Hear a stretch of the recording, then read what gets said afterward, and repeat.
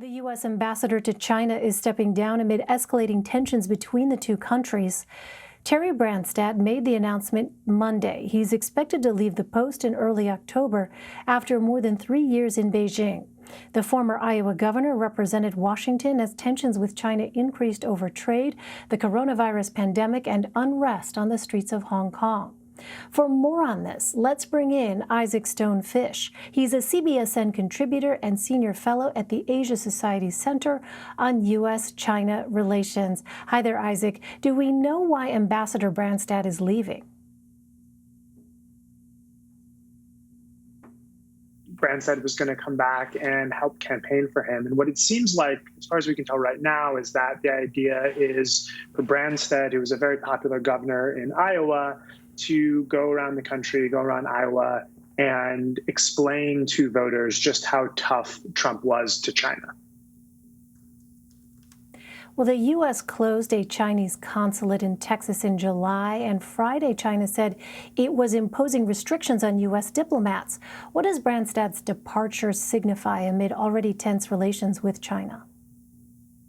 It's funny, there's so much going on with U.S.-China relations. This feels like it's very much a domestic story, and it's very much a signal from the Trump administration that, well, U.S.-China relations may be at their most dangerous or fraught point in decades, but Ambassador Branstad could be helpful for the Trump re-election effort. So we're going to bring him back into the States. He's going to campaign for Trump, and we'll be in an increasingly unpredictable situation where the U.S. Embassy won't have a Senate-confirmed ambassador, almost certainly not until after the election, if not much longer.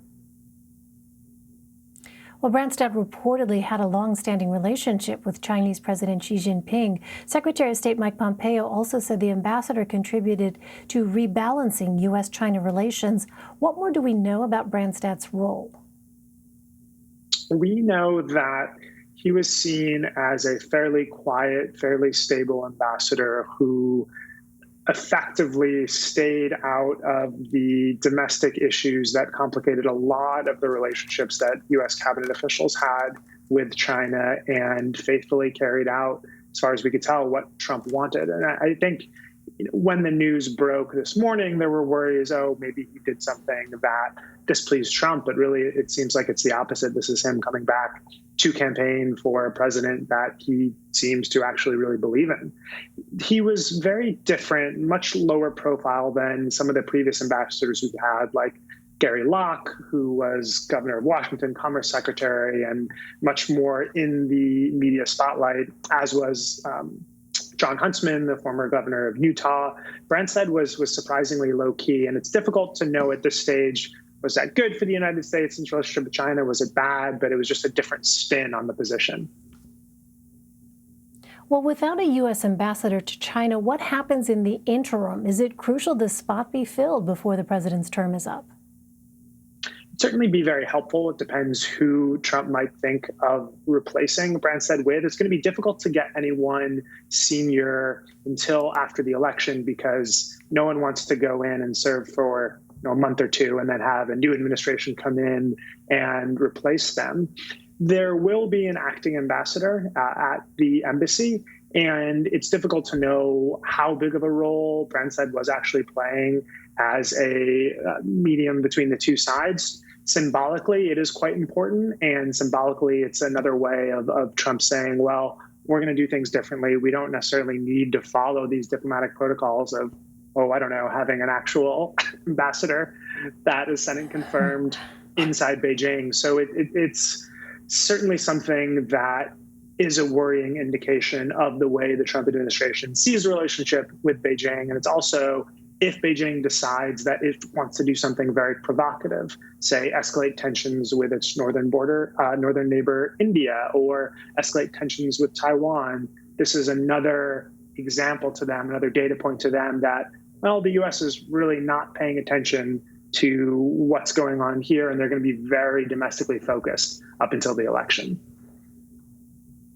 Well, meantime, the U.S. blocked 4 companies and a manufacturing facility in China's Uyghur region from importing their products Monday. What more can you tell us about this? So this is coming from long-standing U.S. Congress frustrations that in the northwest Chinese region of Xinjiang, there are upwards of 1 million Muslims, some Uyghur, some Kazakh, and some other religions in concentration camps. And this is a rare thing that has really strong bipartisan support. There's a lot of frustration, both aisles of the House and the Senate, and it's not as full-throated of a restriction that we thought it might be.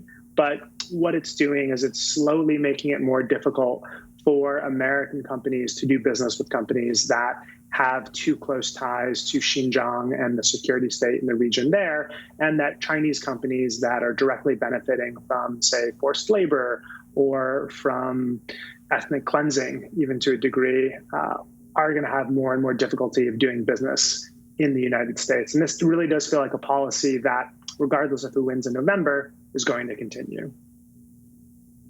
All right, Isaac Stone-Fish. Isaac, always good to see you. Thank you.